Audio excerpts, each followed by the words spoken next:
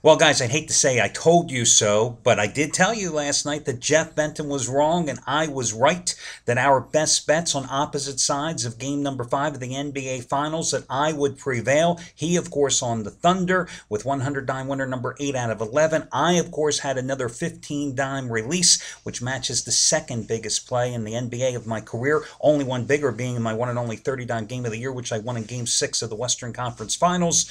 And, of course, I prevailed as the Heat rolled with ease. I told you last night, if you got my play in my analysis, last night was game 7 for Miami. No way the Heat wanted to go back to Oklahoma City. They had the killer instinct. They had the advantage. They were getting outstanding production in this series from other folks other than D. Wade and LeBron, and they got the job done with ease last night. Never would have forecasted that Mike Miller would have come off the bench and sink 7 3-pointers after having 0 in the entire finals. But hey, that's how it goes when you're on a roll. For me personally, it wrapped up a great NBA postseason where I went 11-5 with my highest rated plays, those being 10, 15, and the 130 dime release.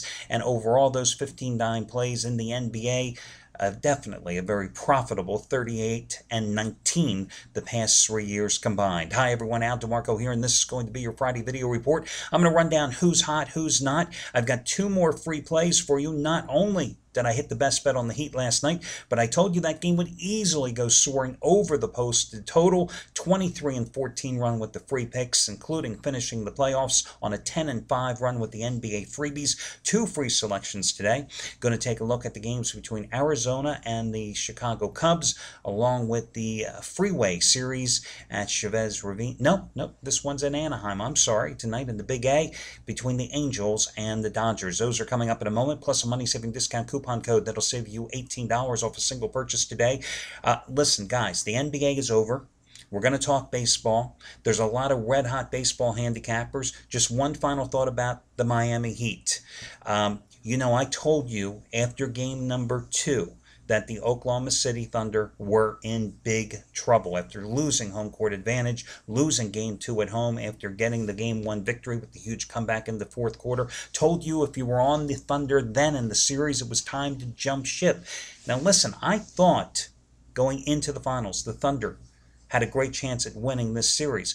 But as a gambler, I'm not even talking as a handicapper, but as a gambler, guys, especially in series, you've got to be able to realize when the momentum has shifted from one side to another. And you've got to be flexible. You can't go in with tunnel vision. You can't go in to any bet that you make, especially when you've got a series selection where you've got a number, and I'm not talking about the series play itself. I'm talking about a number of games between 2 teams, whether it's a 3-game series in baseball, whether it's a 7-game series in the NBA playoffs, whether it's the World Series in baseball.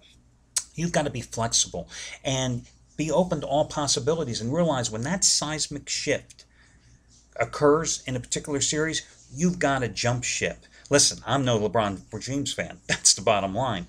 But you saw how great he was playing in the postseason. You saw how dominant he was in the first 2 games in the series.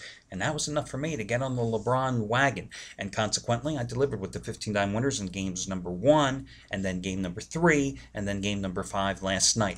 Well, guys, listen, in baseball, I've got to play every bit as strong as last night's winner on the Heat. It's my 15-dime cheap chalk winner. I am stunned at what the price is in this game. And when you get the play and you read the analysis, you'll see what contributed to this price being suppressed and why I think the team that is the cheap chalk should be overwhelmingly favored by, personally, I think 30, maybe 35 cents more in this particular contest. And I break it all down for you. And again, this is just as big as last night's winner on the Heat. Same plays in the NBA that I'm 38-19 with over the past 3 years. Same plays in the NFL, I'm 47-32 with the past 4 years. That's what's going for me tonight. But I also want to quickly mention, guys, about the other hot handicappers here in baseball. Today, Matt Rivers going for winning day number 23 out of 37 with his baseball winner number 9 out of 11. Another 300,000 star Stone Cold lock, just as strong as his 300,000 star winners on the Heat Thunder over in Game 5 last night and Game 4 on Tuesday night. This play just as strong as those. That's a guy who's on a red-hot run right now, making you a lot of money overall in all sports and in baseball. But I want to talk about the three winningest handicappers here at the site in baseball alone since the 2009 season. Number one is Chris Jordan. He has made $1 players $11,072. Let me get my numbers right here. I don't have my glasses today, guys, so it's hard for me even to look at some of the numbers I scratched down on the sheet here for myself. He has made $1 players $11,197 in the past 3.5 years. That's just in baseball. $11,197. This year alone, they're up almost $2,100. Today, 400-star winner, number 11 out of 17, third highest rated play of the season, twice as strong as his 200-star winner on the Tigers yesterday. Chuck O'Brien. Now, yeah, I used Chuck as the charity play of the week 2 days ago, and he lost his 50-dime winner number 2 in a row. That's just one little notch on a big timeline, guys, because going back to 2009, his followers, $10 bettors, because he has a different rating scale than Chris Jordan, $11,072 of profit. He's right on Jordan's tail for staking the claim for number one handicapper at the site in terms of making you money in baseball. Today, a 60-dime play. Twice as strong as his 30-dime winner on the Heat last night. And check out Chuck's daily free plays. By the way, he had a 30-dime moneyline winner on the Heat last night. Check out his free plays every day, too. 63 and 39 free pick run. Finally, Scott Delaney pulling in a strong third dating back to 2009. His $10 players have won $7,712. Had a 60-dime winner on the Heat last night, 25-dimer in baseball. So those are among the hot handicappers, guys. I think baseball is the easiest sport to bet. Always has been the case. I've won 10 of the last 14 years. Had a monster season last year. Having a great season this year. Easiest sport to make money on, and you can make money now. A lot of handicappers take off the minute the March Madness thing is over. A lot of other guys pack up and put their vacation shingle out on the door the minute the NBA playoffs are over. They're fools. Now's the easiest time to make money in any sport that you can bet. That's just always been my way of thinking. Okay, listen, your money-saving discount coupon code, guys, is going to be BASEBALL18. BASEBALL18. That'll save you $18 off a single purchase today. BASEBALL18, BASEBALL, and the number 18. No space between BASEBALL18, BASEBALL18. That will be your money-saving discount coupon code. Your first free pick, guys. I'm going to go with Arizona, minus the $1.60 at home tonight. Now, I didn't bet this game because Arizona was $1.55 overnight. Moved up to $1.60, some places $1.65. $1.60 is my personal cap on the game. Thought about playing it on the run line, but just don't feel that comfortable playing it on the run line in this particular situation. Only because the Diamondbacks, even though they've been playing great ball here of late, have not given Joe Saunders a lot of offensive support. They've lost 3 of his last 4 starts, and they've only scored a total of 5 runs, getting shut out in his last outing in interleague play, which was against the Angels. Plus, Saunders at home this season in 7 home starts has a 5.01 earned run average, and yet I still like Arizona in this particular contest because, you know, the Diamondbacks are hitting the hell out of the ball here of late. For the Cubbies, do they win on the road?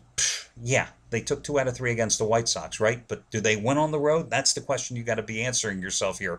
1-15 on the road prior to winning 3 of their last 4 road games. They're 16 games under 500 outside of Wrigley Field this season. Meanwhile, you've got a Diamondbacks team that just scored 30 runs and taking 2 out of 3 against the Seattle Mariners at home. They've won 10 of their last 13 at home. They've won 6 of their last 7 at Chase Field in Phoenix, 7 of their last 8 actually, and scored 67 runs in the process. So I like Arizona straight up in that one. The other play, I like the Angels. Thought about playing them tonight as my best bet on the board, but stayed away from the game. Like the Angels, now they are a 165 favorite, so this is a case where you've got to really play them on the run line, plus $1.40. Do you realize the Dodgers were just swept? Their opponent tonight, the Angels' opponent tonight, were just swept at Oakland, getting a total of 8 hits in the series. In the series, the Dodgers had just 8 hits against the Oakland A's. The A's weren't running out Tom Seaver, Steve Carlton, and Lefty Grove, okay? I mean, they had 8 hits in that 3-game series. Now, the problem, why I didn't play the Angels tonight, It's Dan Herron. I mean, you talk about Mr. Inconsistency. He's given up 18 hits, 9 runs, and 11.2 innings in his last 2 starts. He had a 1.29 earned run average in his 3 previous starts. He had a 5.79 earned run average in those 4 starts prior to that one. Team lost all of them. 3 games before that 4-game disaster, he had an ERA of 1.64. You tell me which Dan Herron is going to show up tonight. I'm a handicapper. I'm a gambler. I'm not a psychic, for Christ's sake. Yet, in his last 9 starts dating back to the 2009 season, and remember, he used to pitch for the Arizona Diamondbacks. Herron has pitched very well against the Dodgers with a 2.47 earned run average. The flip side of that equation is the Angels are 1-5, or he's 1-5 in 8 home games this year with an ERA of 4.09. Chad Billingsley, last 4 starts against the Angels, 0-3, 5.96 earned run average. Team has lost all 4 of those starts. Again, Dodgers just aren't hitting the ball. What can I say? 2 runs and 8 hits in a 3-game sweep at the hands of the Oakland A's. Meanwhile, the Angels, 18 runs, 25 hits, and winning their last 2 games against the Giants. And that's a positive sign if you're an Angel backer, because remember, they had that incredible streak where in a 15-game stretch, they were averaging 5.7 runs and winning 11 out of those 15. And then during a 4-3 stretch coming into the last 2 games that I just talked about where they exploded offensively, they had scored just 14 runs in 7 games. Now again, 18 runs, 25 hits last 2 games. Reason to back the Angels tonight, who have won 20 of their last 27 and have owned this series since it started way back in 1997. So those are your 2 freebies. Good luck, guys, and I'll catch you again on Saturday morning.